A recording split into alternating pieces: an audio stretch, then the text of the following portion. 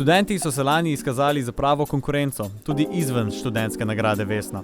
Ali bo tudi letos kateremu izmed njih uspelo osvojiti stekleni portoroški prestol?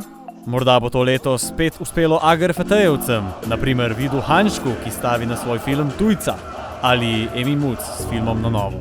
Mogoče bo slavil dokumentarec, na primer tisti Arona Horvata s čudnim naslovom o čudnem človeku, ki išče vesoljce.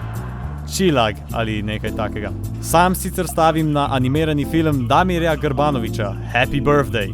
In ko smo že pri rojstnih dnevih, morda bodo prepričali filmski citati, kot so: Zakaj vsi vedno pojejo eno in isto pesem za rojstni dan?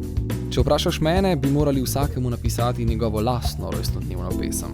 Ki ga na primer najdemo v filmu Ringelspiel Vikend Ester Ivakić in Teje Miholič. Morda pa bo vse zelence naprala Valerija Zabret, ki je študirala vse od Prage pa do Portugalske. Toda nas zanimajo zelenci.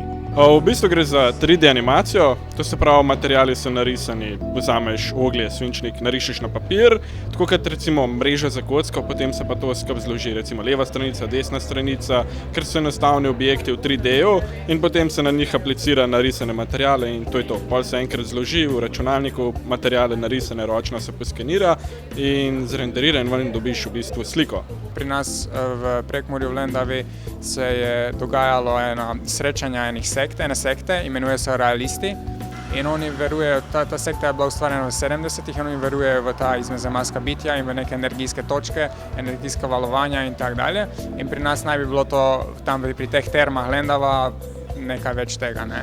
In on je slišal za to sekto, prišel sem, se tem pridružil in potem, ko je bil tukaj, je dejansko pri lokalnih ljudeh slišal določene neke govorice, da so bila neka videnja, ampak to davnega, ne vem, še v 80-ih oziroma v 70-ih in je prišel potem nazaj to pogledati, kaj se dejansko tukaj, če bi lahko on kaj odkril, nek, kako on pravi temu fizičnim dokaz.